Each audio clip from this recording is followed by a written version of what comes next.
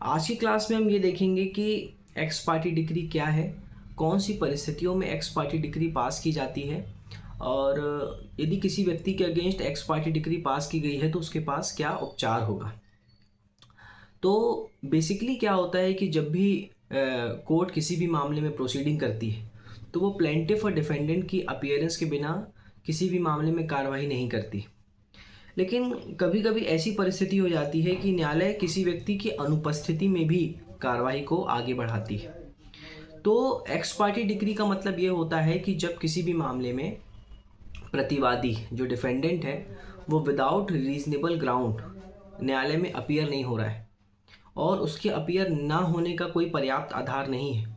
तो ऐसी कंडीशन में सूट में अननेसेसरी डिले ना हो या अनावश्यक देरी ना हो, तो उसको ध्यान में रखते हुए कोर्ट क्या कर सकती है, एक पक्षीय कार्रवाई कर सकती है। जो एक्स पार्टी डिक्री होती है वो हमेशा प्रतिवादी के विरुद्ध ही पास की जाती है, कभी भी प्लेंटिफ या वादी के विरुद्ध कभी एक्स पार्टी डिक्री नहीं पास की जाती। लेकिन इसका मतलब ये नहीं है कि जब कोर्ट किसी मामले में एक्स पार्टी डिक्री पास करती है तो भी प्लेंटिफ को अपना मामला साबित करना पड़ता है, तो भी कोर्ट प्लेंटिफ से उसके एविडेंस ले सकती हैं, डॉक्यूमेंट रिकॉल करने के लिए बोल सकती हैं। भले ही court ex parte decree pass करे फिर भी वादी को अपना मामला जो है वो साबित करना पड़ता है। यदि किसी व्यक्ति के अगेंस्ट कोर्ट ने एक पक्षीय कार्रवाई कर दिया तो उसके पास उपचार क्या है। सबसे पहला उपचार है उसके पास ऑर्डर 9 रूल 13, आदेश 9 नियम 13 के अंतर्गत वो एक्स पार्टी डिक्री को सेट असाइड कराने के लिए कोर्ट में एप्लीकेशन दे सकता है। प्रतिवादी के पास ये पावर है डिफेंडेंट के पास कि जिस दिन कोर्ट ने डिक्री पास किया है, डिक्री पास होने के 30 डेज के अंदर वो न्यायालय में क्या कर सकता है, इस चीज़ के लिए आवेदन कर सकता है कि कोर्ट ने उसके अगेंस्ट जो एक्स पार्टी डिक्री पारित किया है उसको सेट असाइड करे। उसको कुछ ग्राउंड बताने पड़ेंगे। पहला ग्राउंड वो ये बता सकता है कि समन का जो है वो साम्यक रूप से तामील नहीं हुआ था, मतलब उसको सफिशिएंट टाइम पर समन मिला नहीं था,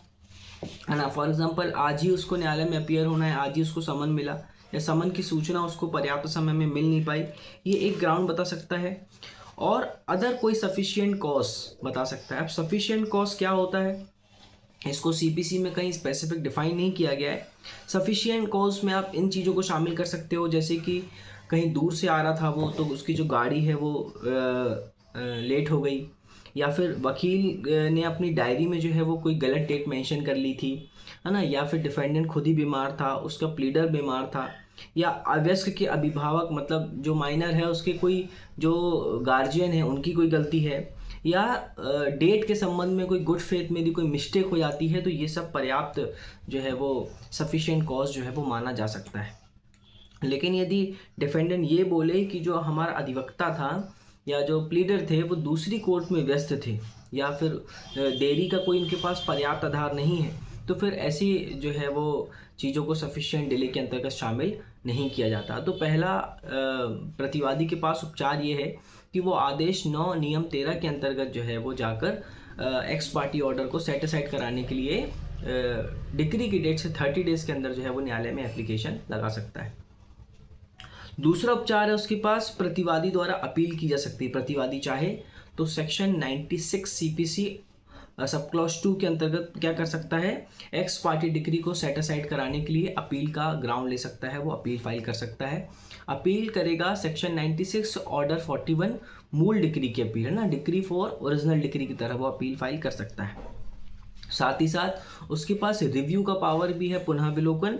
आदेश 47 के अंतर्गत एक्स पार्टी डिक्री को सेट असाइड कराने के लिए, उसको अपास्त कराने के लिए प्रतिवादी के पास ये पावर है कि जिस कोर्ट ने आदेश पास किया है उसी कोर्ट में वो रिव्यू का आवेदन भी कर सकता है। रिव्यू जो है वो रिव्यू का एप्लीकेशन हमेशा उसी कोर्ट में लगता है जिस कोर्ट ने आदेश पास किया है।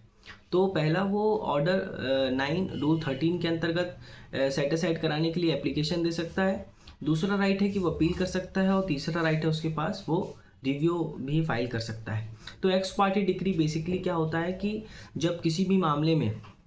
यदि पक्षकार के द्वारा या प्रतिवादी के द्वारा मामले में अननेसेसरी डिले किया जाता है,